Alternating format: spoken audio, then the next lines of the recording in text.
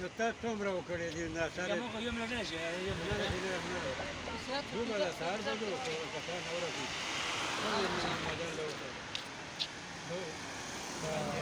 very good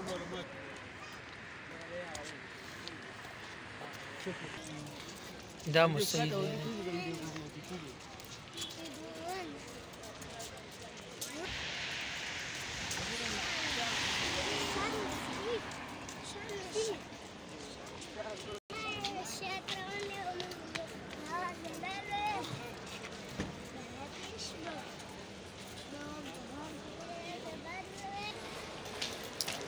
راځه